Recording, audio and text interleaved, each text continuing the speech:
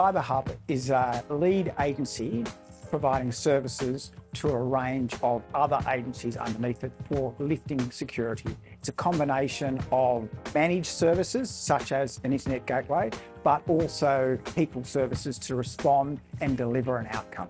It's quite a fundamental change to the way government goes about organising itself for security. And it's looking to the Cyber Hub to provide that leadership and also that investment decision around how government procures and delivers cybersecurity services. So it's about being able to actually have analysts come on board and very quickly get across and understand what's happening in the situation and then start to take recovery from that. Well, government is investing in a range of services to ensure that it's actually able to provide a comprehensive approach to security.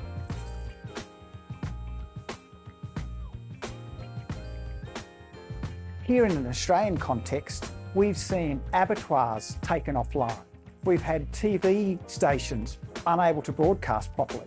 We've had transport companies unable to deliver day-to-day services, all because of cyber instances. We've seen in the US government, the FBI warning critical infrastructure providers that they are at severe risk of being compromised. The Australian government is also warning industry that it needs to start lifting its preparedness and ensuring that it's investing in aspects relating to cybersecurity. The most important thing to do is actually start doing something. The first of all is to have a discussion with your board and senior management.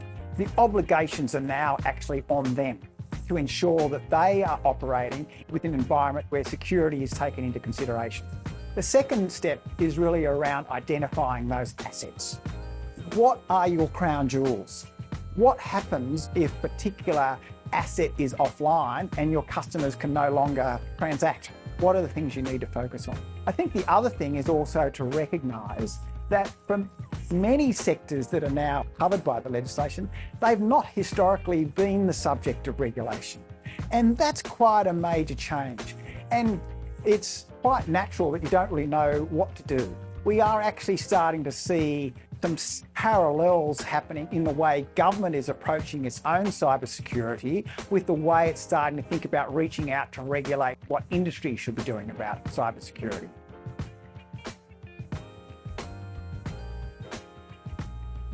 Since COVID, we've all had to change fundamentally the way we work. We are no longer operating on that concept of being at a fixed tethered situation. So business has had to respond to that, and that's led to more digital adoption.